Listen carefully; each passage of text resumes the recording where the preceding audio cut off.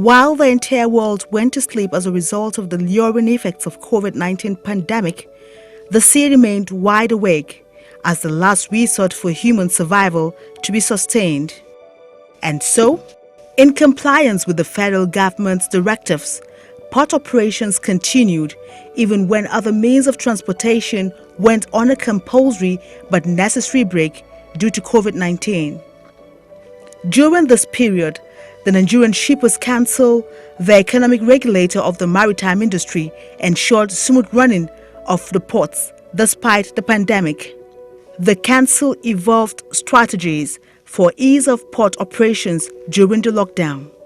And we knew right the moment when the president said ports should be operational, we knew we had our work cut out for us. And we jumped into the affray, so to say, try to balance the intricate issue of keeping the port operational and also maintaining safety. The first day, the port were open but no workers. Why? Because they couldn't get transportation. So we filled in the gap as much as we can. To achieve success, precautionary measures were enforced during the period to forestall the spread of the virus and avoid community transmission at the ports. We were every day at the port. We didn't sit down in our office. Shippers Council posted its staff, to every terminal. No observance of any protocol and so on. But because Nigerians were kept outside all these agents in a very terrible atmosphere, we have to really, almost shut some shipping companies. We told them to bring accommodation, nice accommodation for people to sit down, distancing, hygiene, temperature, something. And at one time, we even decided maybe we should close. But then they started obeying, and that was also very critical. Sensitization was another major tool explored to keep all workers enlightened on the need for basic hygiene. To achieve this, tisers and face masks were distributed and offices fumigated as recommended by health experts. However, it wasn't a smooth sail all through the lockdown, because even the peaceful sea experienced some turbulence by way of challenges encountered with transportation of goods from one point to another, lack of bank operations, extra charges, among others.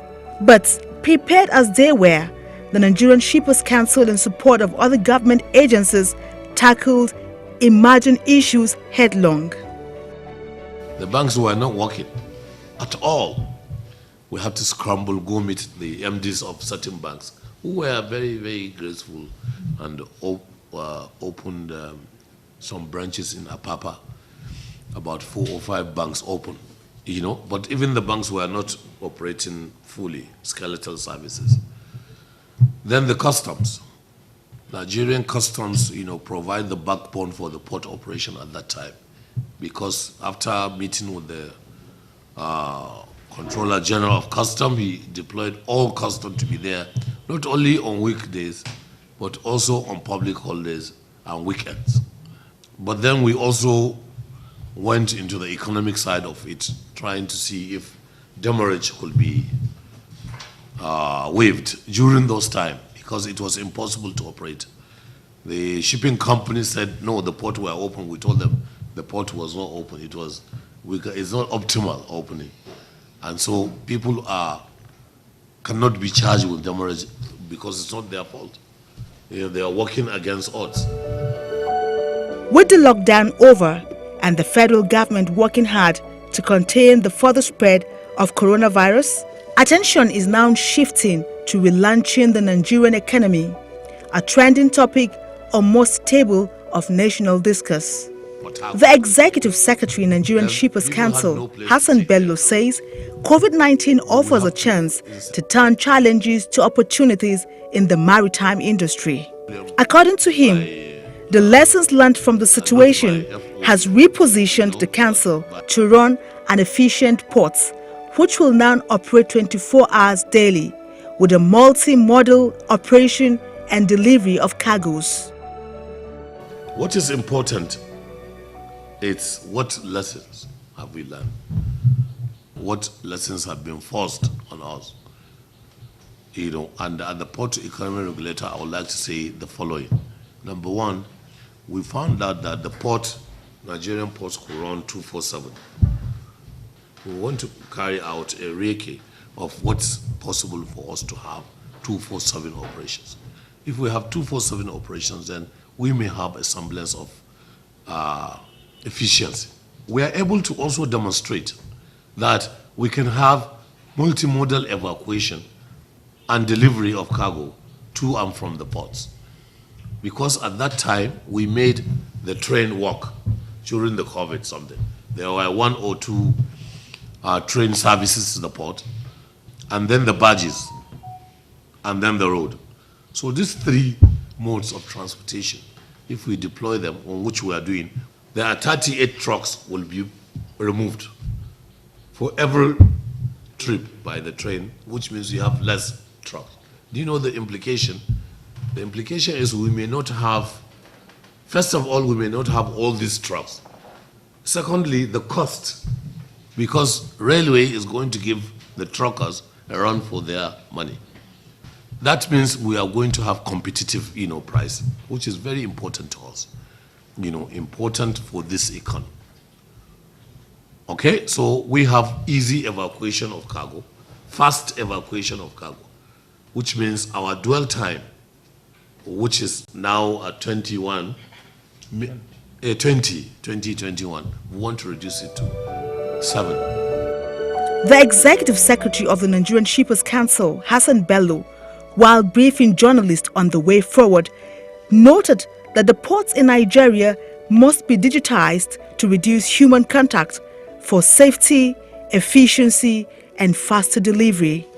The port itself must be digital, because what we have realized is contact is the thing that is spoiling the port. Physical presence of men.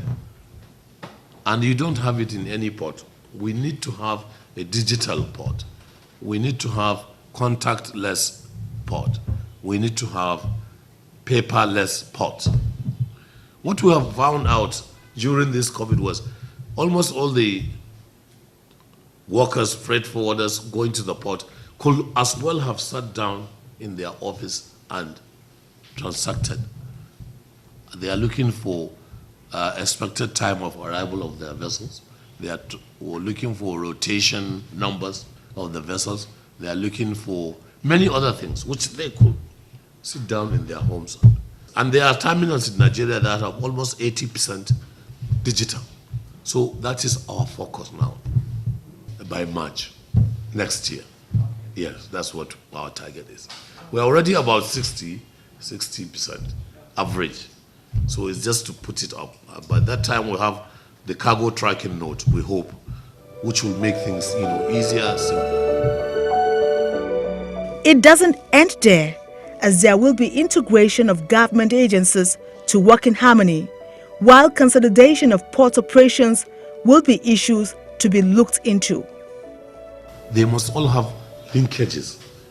So one integrated system, and this what is the port community system, which is a harbinger to national single window. We must, allow this, and we are struggling now. We are working hard. We have already started assessing those ports that are very digital, as you said, so that we can use it as a benchmark, for others, and said, look, shipping companies, you have to make these transactions online, and we give them time. Otherwise, there will be sanctions.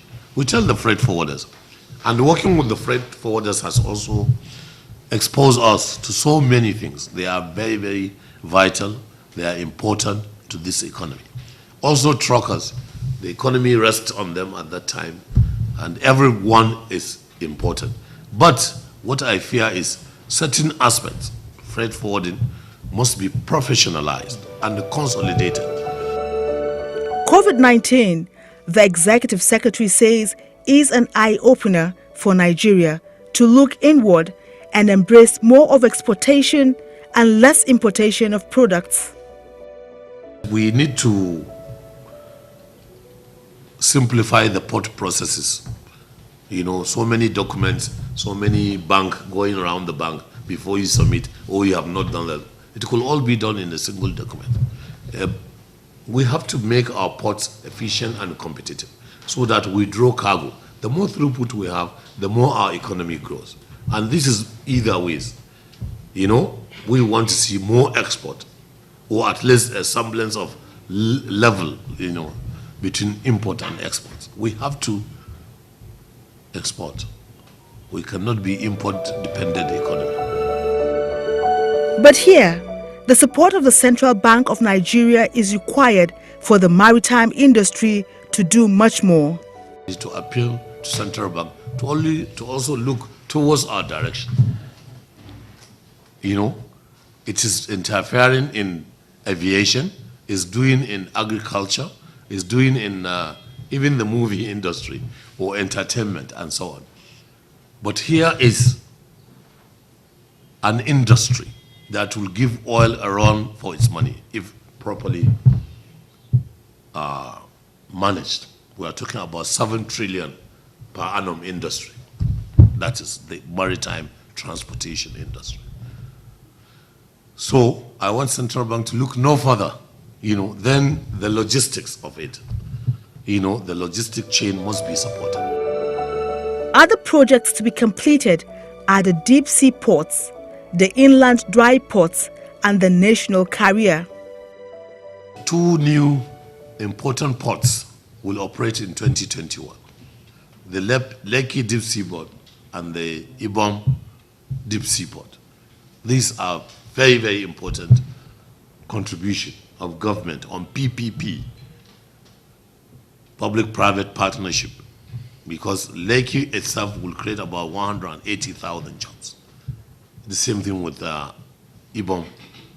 But Shippers Council is always alert. What type of port are we going to have? There are conventional ports and there are modern ports. We cannot make the mistake of Apapa and Tinkan. We should banish that. So that's why we are very critical. We welcome the idea. With time we had the deep sea port because of the advantages. Larger ships will bring cargo, cheap something.